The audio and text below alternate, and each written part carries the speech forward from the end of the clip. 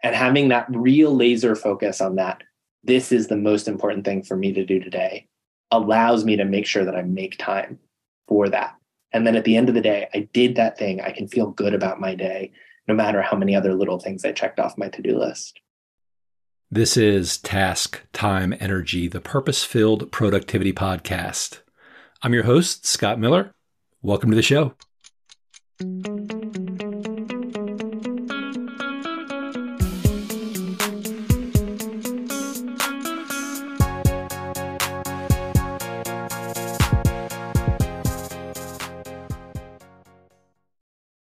Welcome, everyone. Our guest today is Graham Downey. Graham is a graduate of Yale Law School. He scored a 180 on the law school admission test, the LSAT, which is a perfect score. Graham has his own LSAT website, Lightweight LSAT, which is a free online guide that helps people prepare for the test. He also works as a consumer advocate with a nonprofit organization in Alaska. And it's awesome to have you here, Graham. Oh, thanks. Thanks for having me, Scott. Really excited to be here. Anything else you want to add to your bio? Let people know. Oh, I think the one important thing to know about the Lightweight LSAT is that it's a work in progress. So folks are invited to go check it out and let me know what they think about it too. So yeah, it's completely free and takes you kind of from the basics up to some of the more advanced moves that you might need. And it's a work in progress. So jump in and contribute. Yeah, it's really cool. It's really cool to give people that resource to get your take on the test as somebody who is definitely an expert. And you and I met when we were working together for a test preparation company a number of years ago. That's right. You were my trainer. In fact, I probably wouldn't have scored a perfect score on the LSAT if I hadn't had training from Scott Miller. Yeah, that was fun. That was super fun being your trainer. And then we worked together on a few other projects, which were definitely fun. So we are here today to talk about timing on the LSAT. And, we were talking about this a little bit before we started recording, but I think, and I'm definitely interested in hearing what you think, Graham, I think there are a lot of interesting lessons that the LSAT can teach people about time management, both maybe, the test itself and also, the process of preparing for the test. And I think maybe some people who are listening probably won't know exactly what the law school admission test is, what the LSAT is. How would you describe it? If you had like a couple minutes to describe the LSAT to somebody, how would you describe it, Graham? Oh, geez. Wow. That's a great question. The LSAT is a hazing ritual designed to keep people out of law school. and it tests a pretty specific set of skills, which is your ability to, I think in general, like pedantically follow either sentences or rules kind of one by one, at the same time as you have to creatively extract meaning and make connections and see what connections aren't there. So it's this really challenging connection of both like very mathy, very logical analysis of arguments, or in the game section, they give you, A can't be next to B, but it has to be next to C. You're kind of following rules like that. And then at the same time as you're doing that pedantic, mathy thing, you also have to get creative and notice that, oh, well, if A can't be next to B and A has to be next to C, then C can't be next to B, or something like that. I mean, actually, that's not a good inference, but you see the point. I think there's this really challenging combination of logic and creativity there on the LSAT. Yeah, that's a great explanation, I think. Great description, especially the connection between logic and creativity. It was 100 scored questions. Now it's 75 scored questions. And they're testing very, like you said, very specific skills. What I often tell people is it's testing advanced reading comprehension skills. So your ability to read very carefully, very literally, understand like the literal meaning of words and notice important details.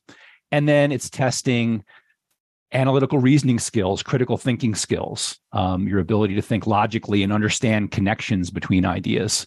And the one of the things that's really tough about the LSAT is the timing requirement, the time pressure that they put on you. You'll have maybe like a minute to answer a question. If you want to try to answer all the questions and get as high of a score as possible, you're looking at answering a lot of these questions in like a minute or less.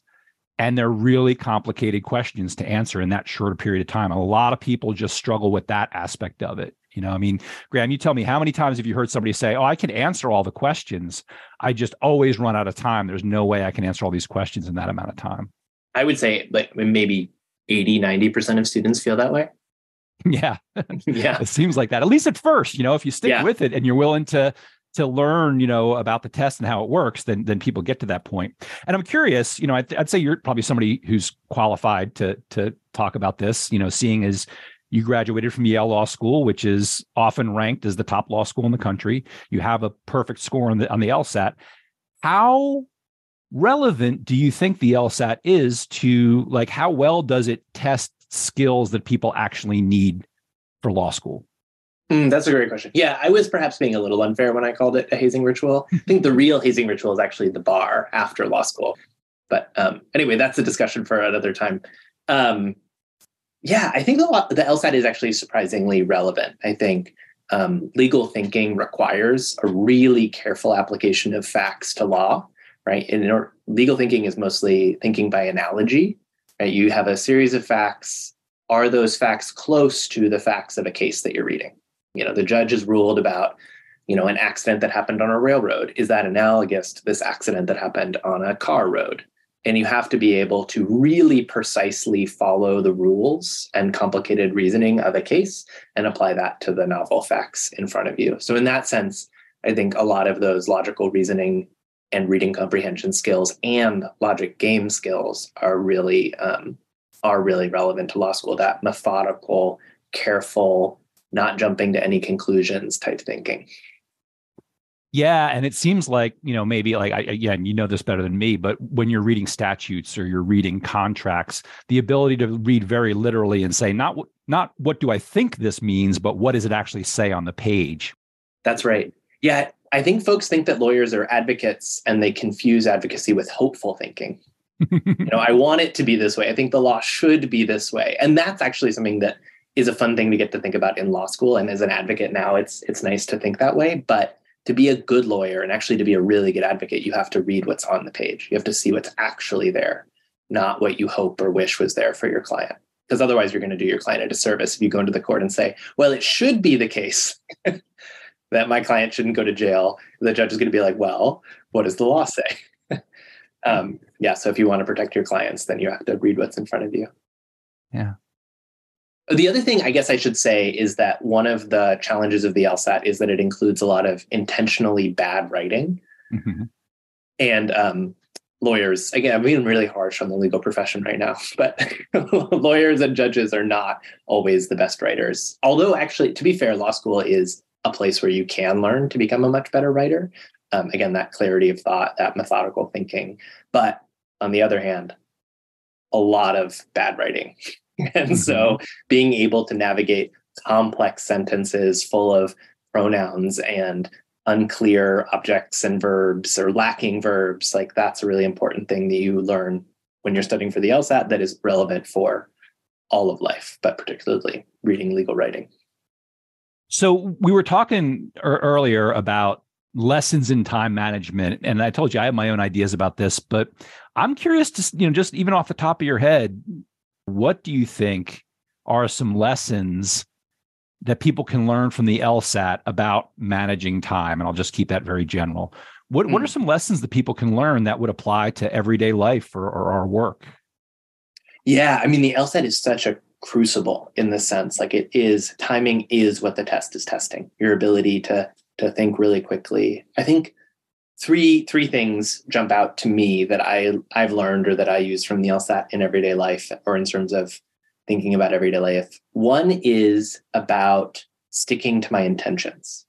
So I think this is more about how you study for the test, but when you're studying for the LSAT, I think the temptation is to go full speed all of the time. Right? You're trying to simulate test conditions all of the time. You see this a lot on like Reddit advice about how to study for the LSAT. It's like, just do a bunch of full-time practice tests, and then somehow magically repetition will turn into skill. I think that's a really common misconception in society. So for anyone trying to learn anything, I think it's just not true.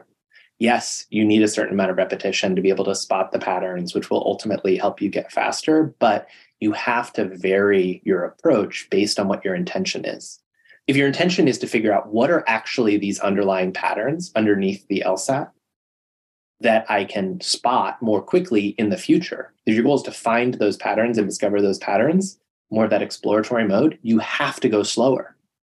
You have to slow down when you're reading the question. You have to really dig into it. You have to be wrong a bunch about what it's actually saying and test out different theories about what's going on in that little tiny argument, that 3-sentence argument on the LSAT. You have to really dig into it. Or that game with, 5 rules, instead of trying to get them down as quickly as possible and start, playing the game, you sit with those rules and you figure out, how are these working together? What's really the most important thing here? Like, what did I assume was true? What is actually true? And really sitting with it and having this like sort of exploratory practice with it, you have to slow down. You have to vary your pace as you're studying.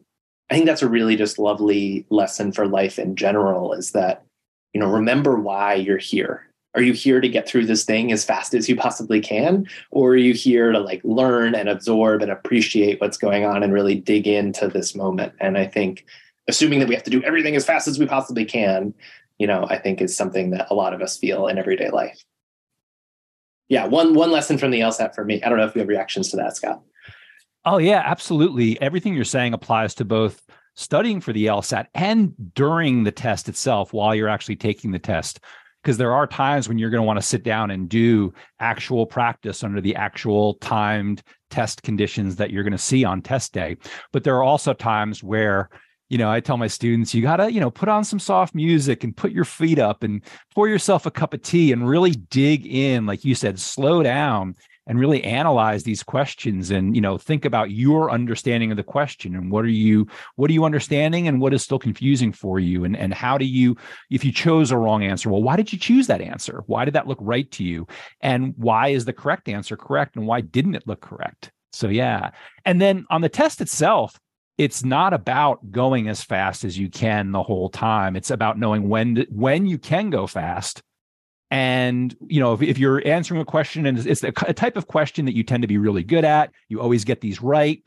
It looks to you like a pretty straightforward question and you're confident just running right through it in, 40 seconds. Yeah, step on the gas for sure. But then when you get to this really confusing, convoluted answer choice that is intentionally written in the most confusing way possible, slow down. Like that is, as soon as you say, wow, this is confusing, that's like a red light coming on or a yellow light maybe telling you to slow down, read more carefully, let your brain absorb this information. That's a big challenge for people because because of the strict time pressure, people just feel tempted to go as fast as they can all the time on the test. And that's why people make mistakes. Yeah. And I think the other, maybe there's a life lesson to be gleaned out of this too. But one thing I used to tell students is to trust their confusion, right? Like if you're confused, trust that, slow down. That's such a good sign. If you look at all 5 of the answers on the LSAT and you're like, I don't know what's going on here, none of these seem right, that tells you that you missed something, right? Because the LSAT is actually, one of its virtues is that it's perfect. There is always one correct answer. So I think one thing that's really nice is trusting your confusion in order to be like, well, hold on.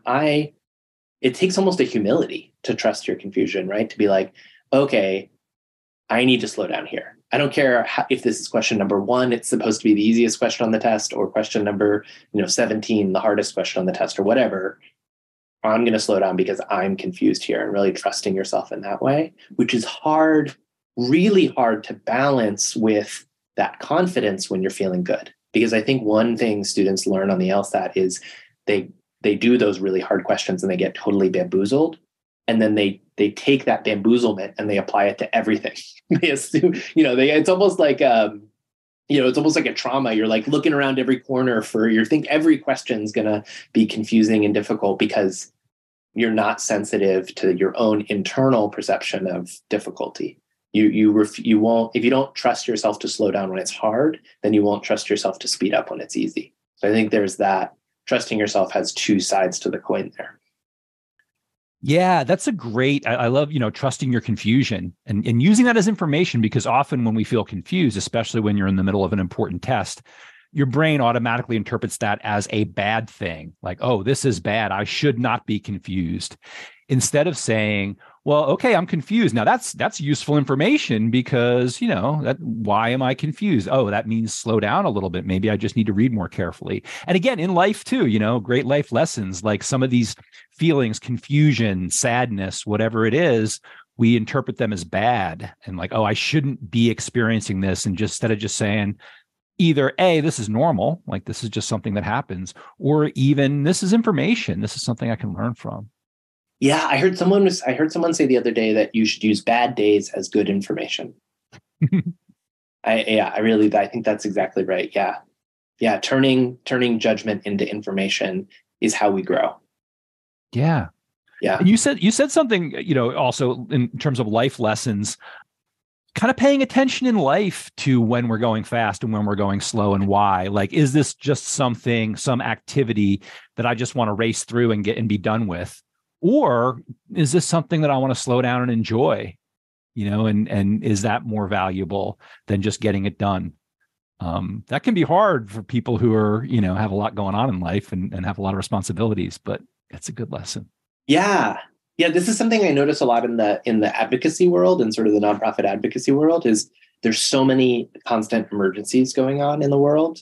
There's so many urgent things. If you watch whatever John Oliver's show, every single night, there's a new horrible thing you learn about the world, which is the reason that I don't watch those sorts of things.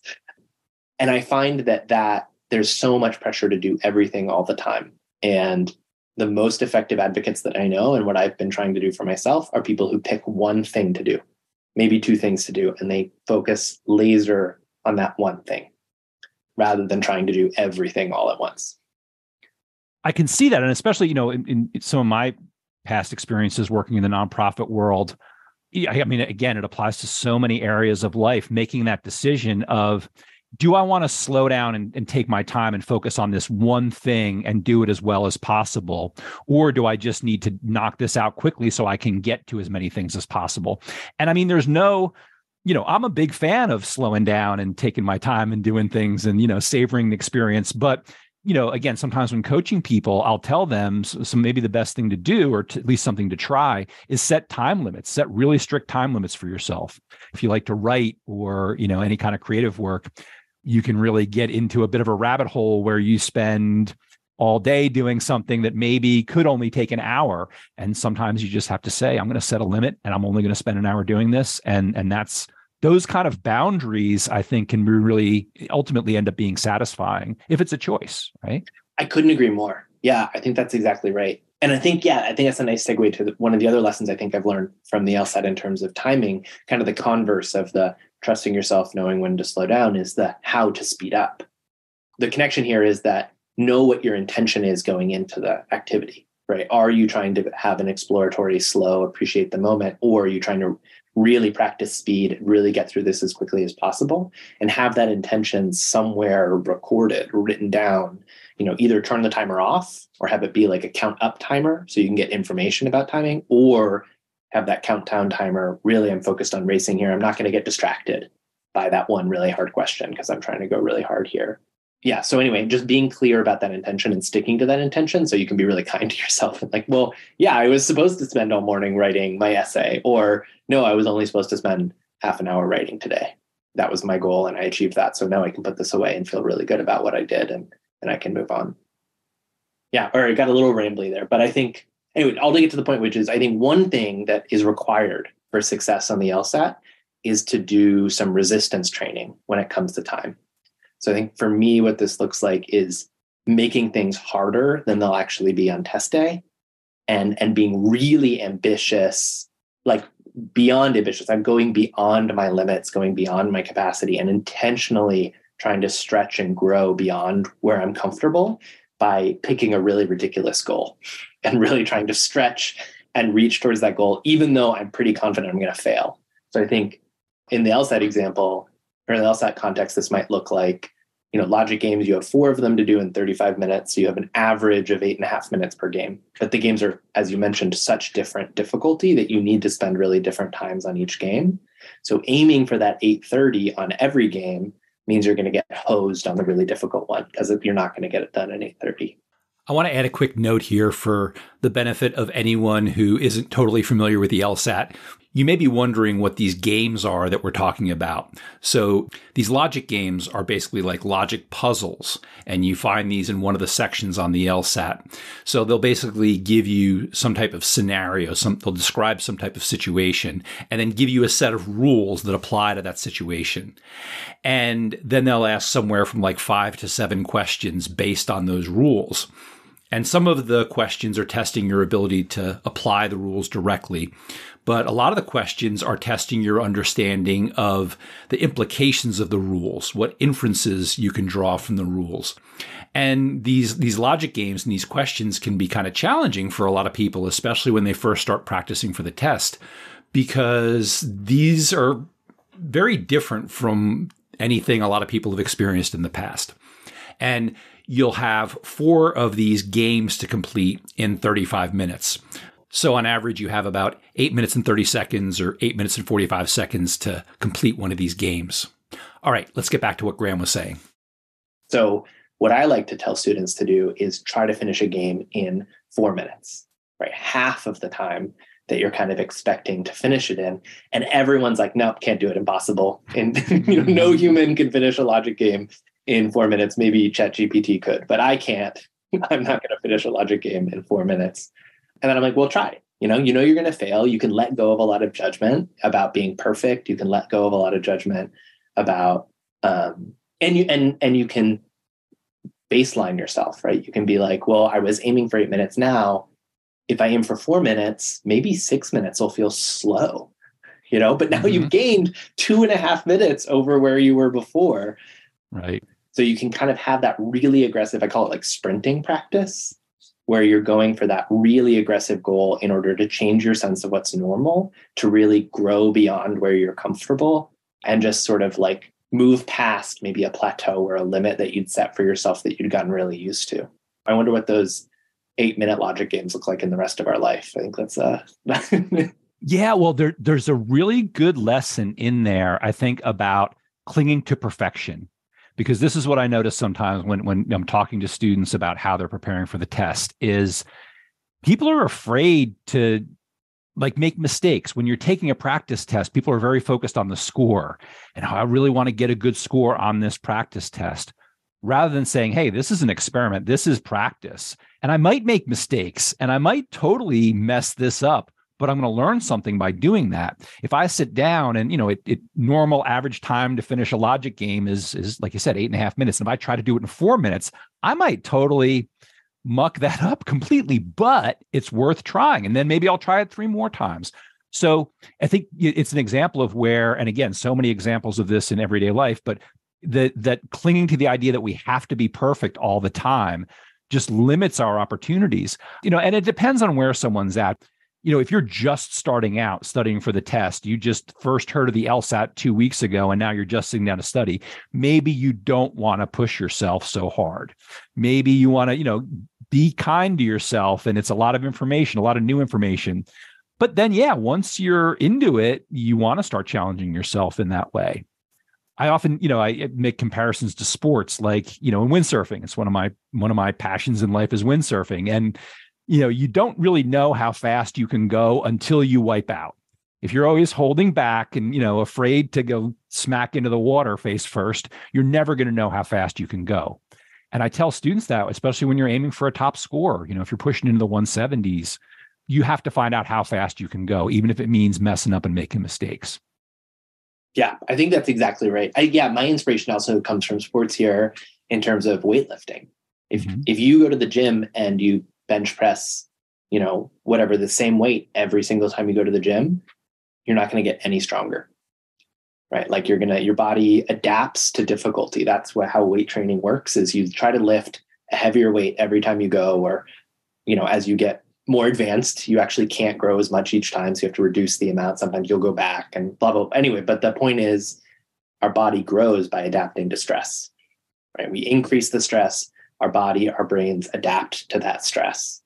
And then we can increase the stress from there. So it's that cycle. The growth is that cycle of stress, rest, where we push our bodies past, or our brains past where we think we're capable. Then we rest and recover, then we do it again. Yeah. Yeah. And I think, looking at the overall, again, going like macro and micro here, often I'll tell students, and this is something I do myself now, if I'm going to sit down and take a practice test or do a practice section, I always force myself to go a little slowly on the first question. Or if it's a reading comprehension passage, the first paragraph, especially the very first one of the section, slow down, because it's so easy to just jump in and try to go full speed right away. And then I read a whole paragraph and go, what did I just read? I have no idea what I just read. I was going full speed. So I think with even starting out your prep, when you first start preparing for the LSAT, it's okay to, get acclimated, right? It's going to maybe feel like a lot of information. It's going to feel a little overwhelming. So that's okay. Take it step by step, take it slow.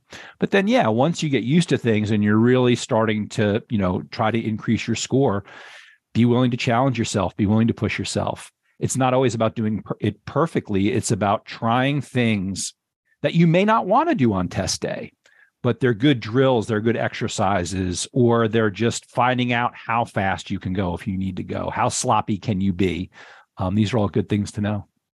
Yeah. Sometimes it's good to know what can you get away with, Mm-hmm. I think about this sometimes at work with email, like my temptation is to write a perfect email every single time.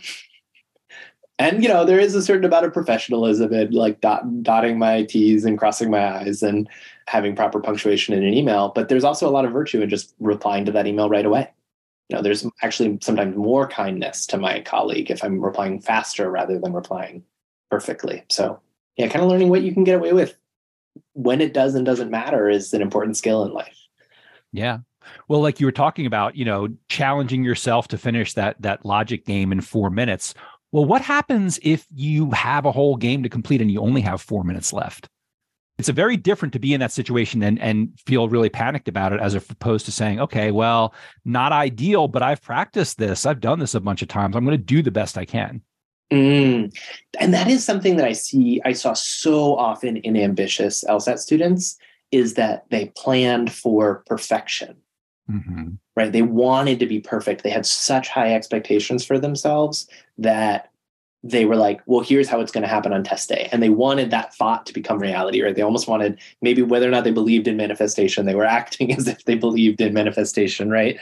And I think there is virtue in that. I think I've heard Shaq talk about visualizing the ball going in the bucket, and, there is virtue in that. But there's also you make yourself so fragile when you plan for perfection, when you're like, okay, it has to go exactly this way on test day for things to be okay. Especially, on the LSAT, they had this transition to digital and to the take-home test during COVID. And there were so many disruptions, and there were so many proctors who didn't actually know what the rules were. And I had so many students coming in tears to me after test day because the LSAT had messed up their experience in some little way. And because they've been planning for perfection, they weren't resilient. They weren't able to adapt to those disruptions. Absolutely. I'm looking up something right now, something that you recommended that I've been looking at and really enjoying. It's Oliver Burkeman and his Imperfectionist newsletter. Oh, yes. Yeah. I'm a big fan. And it's all about that, right? It's all about acknowledging, like, you can totally aim for greatness, and you can visualize that perfect shot. If you're a basketball player, you can visualize yourself doing the LSAT perfectly. And yet realistically, you want to ask yourself, well, what happens if it all goes sideways, right? Like, am I really prepared for a situation where things go wrong? And am I ready to just deal with it? Right. Because life is not perfect. Yeah. And that's something I think on the LSAT, I don't wonder how this translates to life, but the LSAT is a curved test, which means that you're competing against everyone else that you're taking the test.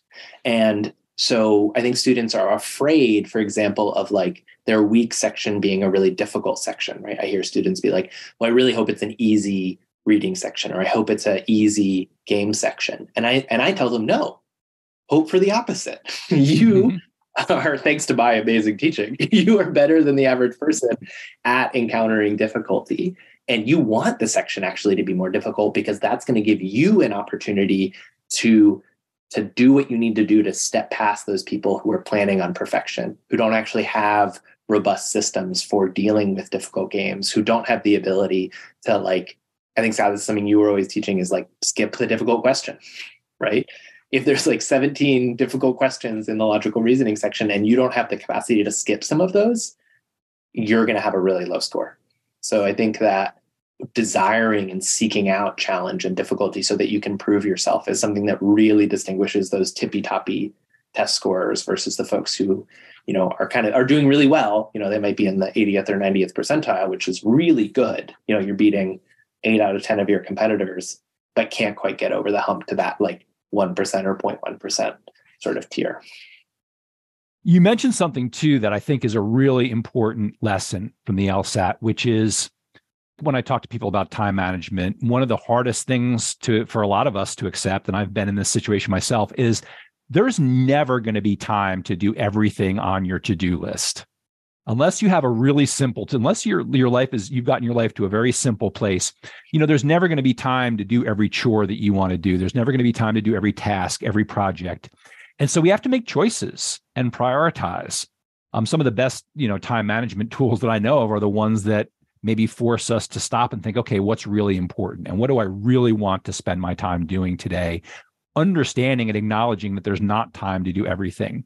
And so, you can tell me how often this comes into play in your LSAT strategy. But for me, if I run into a question and I start reading it, it's really convoluted and confusing, and it's like question number 15, and there are 10 more questions to go, I will happily skip that question, take a wild guess, and move on to the next one, because every question is only worth 1 point. And the 4 minutes that I might spend trying to answer that convoluted question means I'm going to run out of time to answer easier questions. So, and that's something I find people struggle with. The idea that not only is it okay to skip a question, but it's actually part of an effective strategy. I don't know if you feel the same way. I feel exactly the same way. I think this is a point that Oliver Burkeman makes a bunch. And I've also really been enjoying a book called Make Time by Jake Knapp and Zartursky. Well, you can fix that later when we actually know what the name is. But one of the ideas that I learned from both of those books is that if you're constantly trying to like check things off your to-do list, you're constantly going to do the easy stuff.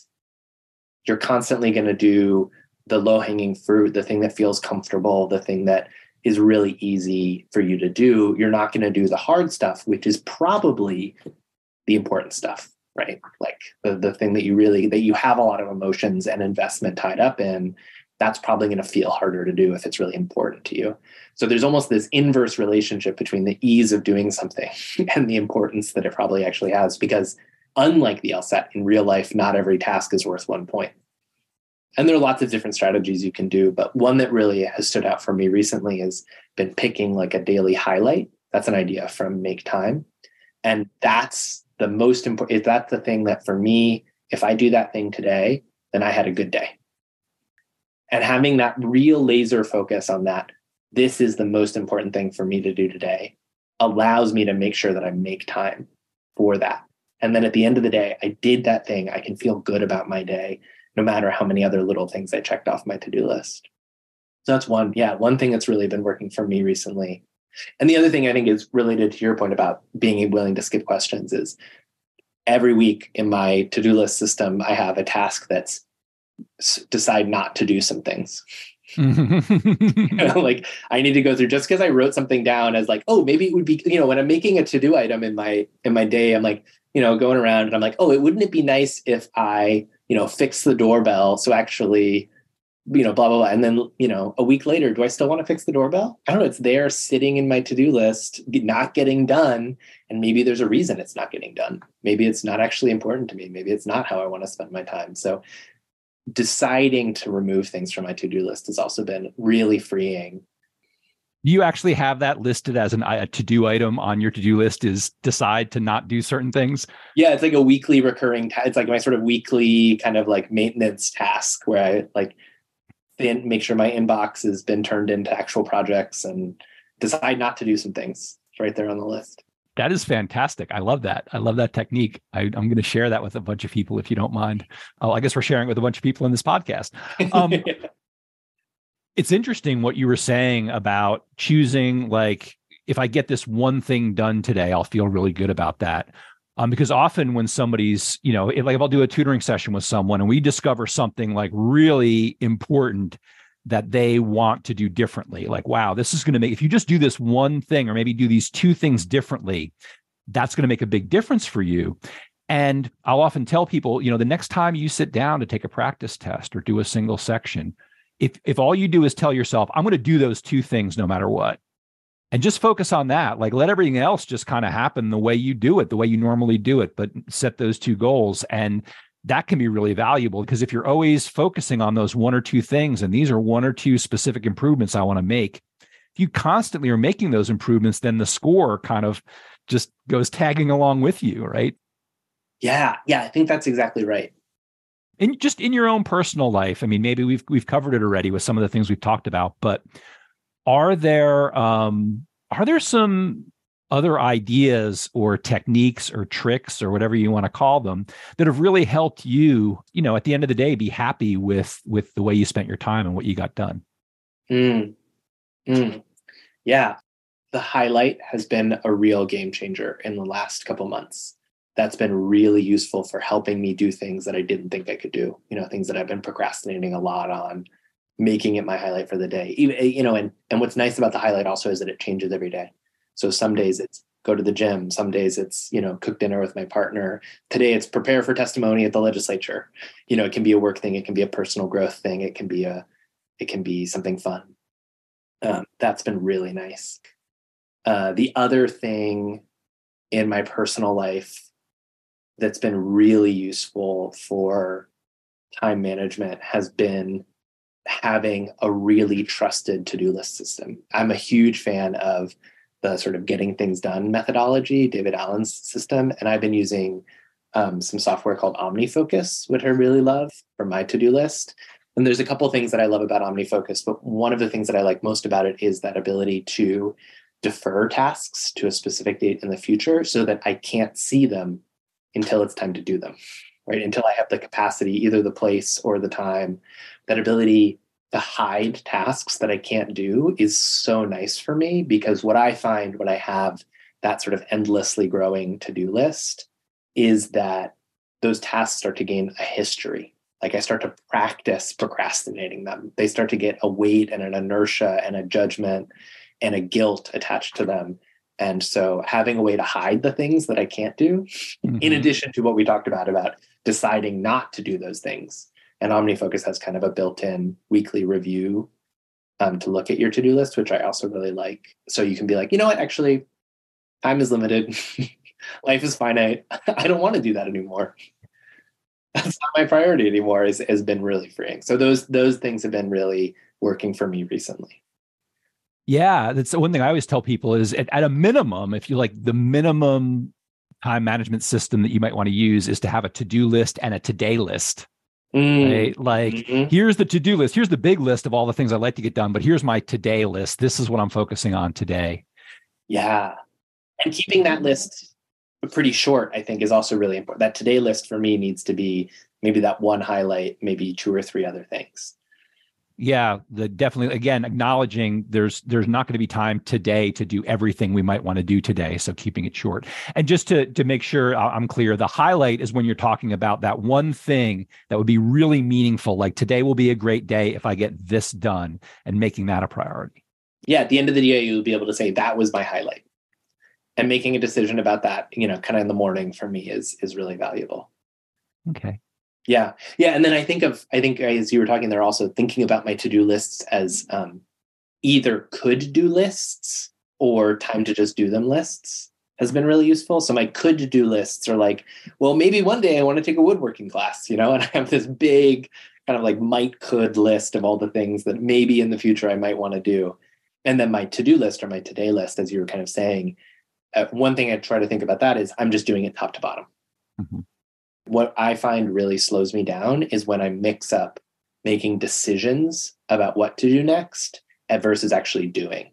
So for me, separating out prioritizing as a distinct time and then doing as a distinct time is really important for me in terms of, getting that flow and actually checking things off the to-do list. I'm not deciding, do I want to send this person email? It's on my to-do list. I'm doing it. Yeah, that makes sense. That simplifying things and cutting down the cognitive load, separating out, making the decisions about what you're going to do versus doing them. Yeah. That's awesome.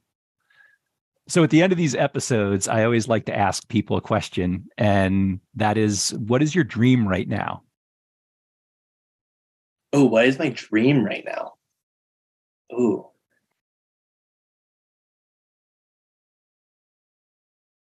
well, my partner and I bought a house here in Anchorage last summer. It's this really cute log cabin, and I have been dreaming about the house a lot. And I think maybe this is related to time, but I've been thinking about how will this house change over the next 5 or 10 or 50 years that we live in it, and how we're going to grow and adapt with this house. Been thinking a lot about this book, How Buildings Learn by Stuart Brand, which is about how time and buildings and people all interact with each other and grow and change and adapt with each other. So that's probably where a lot of my imagination. I've become a homeowner, become a property owner, and a lot of my dreaming is about this environment that I'm now living in and how am I going to change and grow with it. Excellent. Thank you for sharing that. Well, Graham, it was awesome to have you. Appreciate you sharing all your wisdom. And thank you very much for being here. Scott, thank you so much for having me. It is so much fun to get to nerd out about the LSAT and productivity. Not everyone wants to hear about this, but hopefully the folks who are excited about this will get a lot of value out of it. Really appreciate the questions. If you are studying for the LSAT and you're interested in Graham's free guide to the LSAT that he mentioned earlier, that's at lightweightlsat.com. We'll include a link to that site in the show notes. And I'll include information about some of the other resources Graham mentioned, like Oliver Burkeman's Imperfectionist newsletter and the book Make Time by Jake Knapp and John Zeratsky. And if you're studying for the LSAT, you can also check out my website, scottmillercoaching.com/LSAT. I'll have some information there that you might find helpful.